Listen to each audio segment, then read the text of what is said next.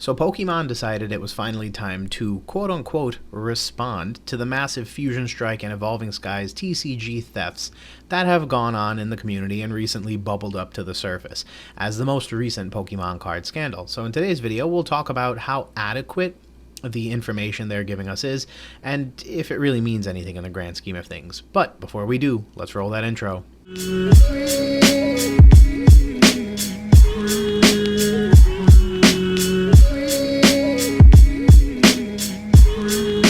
Hey Gengar Gang, what is going on? My name is Ryan, this is the Analytic Gengar, and welcome to another video. In today's video, friends, we talk about Pokemon's response to those really interesting images that popped up on the internet in the month of April of 2023. Fusion Strike and Evolving Skies, really rare, really expensive cards, just in numbers that would basically be impossible to obtain opening packs legitimately, and definitely not something that Pokemon just let someone walk out of a printing facility with. So questions immediately popped up about where these cards came from, how they were obtained, and more importantly, did they impact the pure number of packs that were out there. Obviously, many of the alternate art cards from the Sword and Shield era are notoriously difficult to pull, and many people began asking the question, is this why? Are these large clusters of cards that have been delicately lifted out of the printing facility and made available for sale elsewhere impacting, quote-unquote, my box of cards that I opened up and didn't really pull anything from? So in today's video, we'll take a look at the response that Pokemon actually gave. So here's an article from Dexterro. Of course, the link will be down below. And it says that the Pokemon Card International, TCPI, like the actual company, issued a response. And for those who are familiar with Pokemon's kind of PR side, they don't really do that often. So really quickly, this article starts off by saying that on April 16, TCG fans expressed disbelief from a post claiming that a printing company worker had stolen some Fusion Strike and Evolving Skies cards. Now, in my last video that I covered on the topic, as well as tons of other videos that you can check out on YouTube, we did in fact see, yes, that this very famous image now popped up. It appeared to show a lot of very rare and very valuable alternate art cards, as well as tons of rainbow rare cards, had magically popped up for sale in Texas. The card company, or the card shop rather, that ended up wanting to purchase these cards decided that it would not be in their best interest to do so, and they actually reported the interaction to TPCI, with the intention being that they had determined that, with, you know, what are the probabilities that you're going to pull all of these Espeons or all of these Gengars? It would have been a stupid amount of packs, and as a result, they thought it was suspicious. So they ended up hitting up TCPI, and then on the back end of that, the Pokemon Company was forced to issue a response, which is, again, very rare, not something they do very often, and not something that you see every time there's some random Pokemon drama that involves modern booster packs. So it was actually really interesting to kind of see them kind of basically forced to address the elephant in the room, which is, if all these cards are sitting on a table up for sale in some illicit black market, does that mean that the packs of Fusion Strike that I opened up are also impacted, because these cards should have been in my packs, not available for sale on this table? So I actually went ahead and went back to, as far as I can tell, the actual source, and it would appear, at least from Dexterro, that they cite an official statement issued to Pokemon Book or comicbook.com. Don't know why, but I traced that back to this article, and now here at comicbook.com, and again, they say that, yeah, it was a statement provided to them. So the Pokemon did not confirm, the Pokemon Company did not confirm that a theft took place, but stated that they had no indication that the integrity of any products were impacted by any confirmed or unconfirmed theft. So you can read the full statement here. Again, this article will also be linked down below. And I think the most interesting sentence that I read from all of this is, however, we can confirm that the Sword and Shield booster packs and products were shipped to retail as intended, and we have no indication that the integrity of the products were impacted by any confirmed or unconfirmed theft. So what does that mean? According to Pokemon, you just suck and never got the cards you wanted, because you should completely ignore this. This had absolutely nothing to do. You just didn't pull the cards that you want. So I have some thoughts on this, and I personally am not the biggest fan of the length of the statement, the transparency of what's going on. Here's the thing. At the end of the day, Pokemon is a brand that we purchase from. That means that they are responsible for providing us with an adequate and transparent response. And yes, this is a free market, so in theory, if I don't like what they did, I could go buy cards elsewhere. But, it needs to be said too. Is this an adequate response? I don't think so. And I'll kind of break that down. So, sentence by sentence. The first sentence, no duh. Like, what company isn't going to? Okay, fine. You cannot comment on details. And while you cannot comment on details and simultaneously this matter remains under investigation, meaning we're still finding things out, you can somehow confirm that packs were shipped to retail as intended. And you can even go further and say that there's no indication of the integrity of the products was impacted by any confirmed or unconfirmed theft.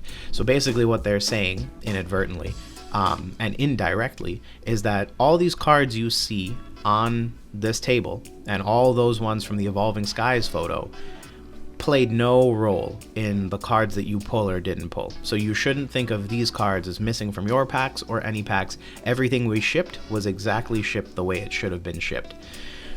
Now, my biggest thing is that up till now, Pokemon doesn't really kind of give us much transparency around packs to begin with.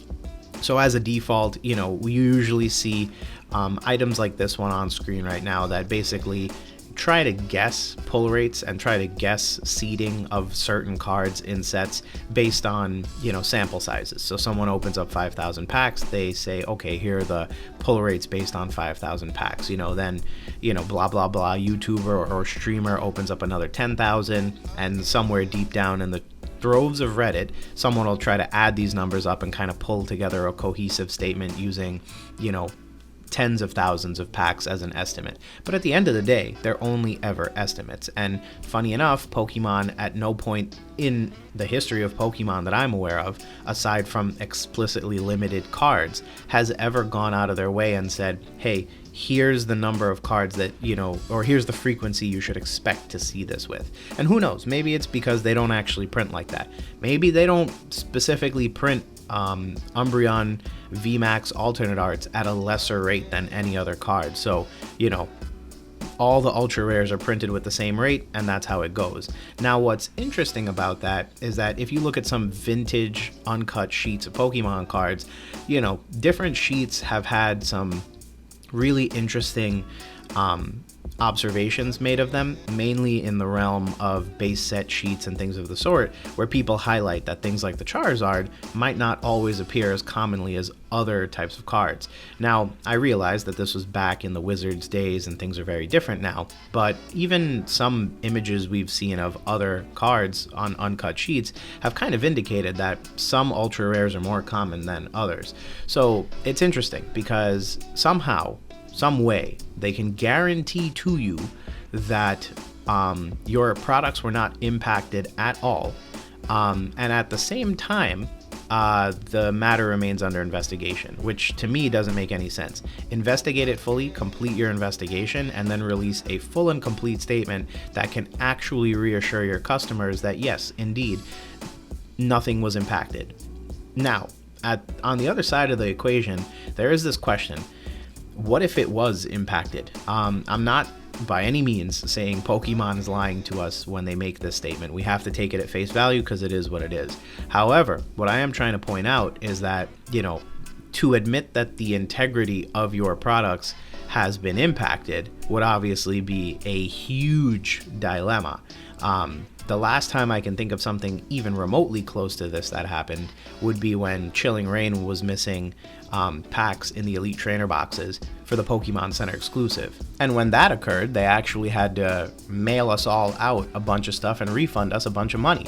So, for what it's worth, it's a bit of a headache to think how you would logistically organize something like this. And that's why I think they're using such purposefully vague language. And that's why I think that even if they were to find the slightest indication, they would probably only go with the most thorough and extensive type of proof in order to, make a move. Anything less than 100% guarantee something was impacted, they probably won't come up and do something about it. Even though, and again, this is just the objective truth, there's a lot of Pokemon cards sitting on this table that should have been in someone's packs, and one of two things has either occurred. According to Pokemon, nothing was impacted, which means these are all cards now that are duplicative. They were printed, and then I don't know how, but it was identified that these cards were missing, and then they were printed again. But that brings me to an even bigger problem, because if the cards were identified to have been missing, and then an offsetting amount of cards were remanufactured in order to be placed into Pokemon packs, and therefore your Pokemon cards, again, words of the trading company, your retail products were shipped as intended and there's no impact to the integrity of the products, then that means that the internal control system that kind of exists within these trading card printing companies is also busted. Now, in case you're unaware of how something like this can sometimes work, the Pokemon Company doesn't own printing presses and can manufacture cards en masse. Because they're a business that's a multimedia company, they have much more important things to take on. So what they do is they go to a third party, these printing companies, and they contract with them. So they basically say, hey, you guys print our cards. You can benefit because you're going to make a ton of money, because we're always going to need cards to be printed because our trading card game's so popular. And at the same time, we don't have to go through the investment of purchasing all these printing presses, maintaining facilities, blah, blah, blah. And on your downtime, you could print other card products too, like, Yu-Gi-Oh! Or Weiss Schwarz or whatever have you. So it's kind of a win-win for everybody. It's a very common business arrangement, not only in paper goods like trading cards, but across the world, right? For a variety of different things. So it's not uncommon to have a third party execute some of your work on your behalf. That's why the trading card company doesn't make the cards. They're made in a separate offsite location and then they get mailed to distributors. What is really weird, however, and this is the part that really gets me, is that at no point in this entire process did someone realize something was really, really wrong here. Because just last week, we did some math, and we estimated that there were about 2,500 alternate art cards on this table. And those are just the ones that we could see, not even the ones in this box over here.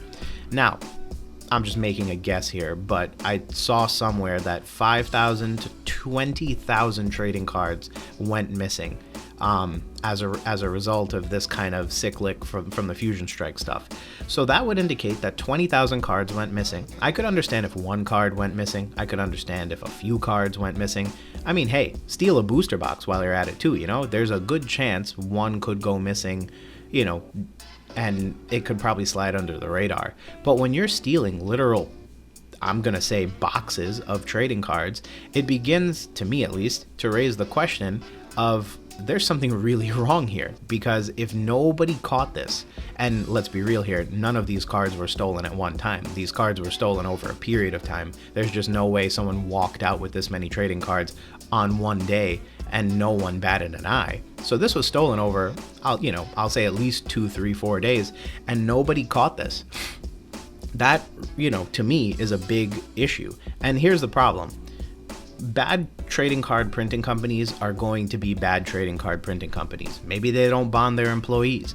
Maybe their employees don't care. Maybe they just hire any random teenager and, one of those teenagers decides, hey, here's a quick way to boost my paycheck. And all of those reasons are distinctly the trading card printing company's problem. The real culprit, however, I would argue, is the Pokemon trading card company. Because if they're willing to hire or work with or tolerate companies that don't have the highest levels of integrity and aren't able to catch such a massive failure in process, then to me, it kind of raises a red flag. It kind of says, well, I hope none of the other product I've been purchasing over the past few years is also similarly impacted. And it's a scary thought, because at the end of the day, a response like this one doesn't really leave much room for criticism, but at the same time doesn't really reassure me that you're even taking necessary steps in order to do anything. You know, hiding behind the phrase, we have no indication that the integrity of products were impacted, is not the same as saying we can guarantee you that your products arrive to you as they were intended to be. And you can rest assured that we're hiring and working with our third-party contractors to make sure this doesn't happen again. It's really weird that that kind of isn't being said here or stated here in any way, shape, or form, and it's for that reason that I kind of think Pokemon is honestly on the hook for something like this. If this continues to happen, it starts to raise the question, you know, what are you doing with Modern, and why are you not putting better security around this kind of stuff? I'll leave you guys with this one allegory super quickly. So last week we did the math and we found at least $280,000 in value on this table in the full image. Now, if that was US currency in a bank, there would be a lot more of a controlled environment around that money. Every bank teller that you've ever seen or know is not only videographed pretty much consistently throughout the day for every time they open their register and either accept money or put money out. But in addition to that, at the end of the day, many banks require that these bank tellers actually do a reconciliation. So they'll pull their register and count the money in there, and then they'll check how many times they took money out and how many times they put money in. And if the two numbers don't match, it can result in problems for the bank teller, including termination. It's kind of weird that if 280,000 US dollars was sitting on a table, you know, it's standard operating procedure at a bank. But when it's $280,000 in Pokemon cards, nobody bats an eye when a table full of them gets lifted up and goes completely missing. So, with all that said, friends, let me know your thoughts down below. It's kind of weird. I'm not a big fan of the way that statement was issued. It's such a frustrating time anyway with this kind of going on, and in my heart, I'm just like, yeah, this just stinks. And we know those pulls are insanely hard to get. I just feel like, is there really any way you're ever going to be able to calm everybody down around this? I don't think so. But you guys let me know your thoughts down below. Thank you as always for checking out another video, friends. If you enjoyed today's video, definitely feel free to leave a like, and hey, you're already here, might as well subscribe if you're not already in order to become part of the Gengar Gang. But other than that, friends, thanks again for checking out another video, and we will talk soon. Peace.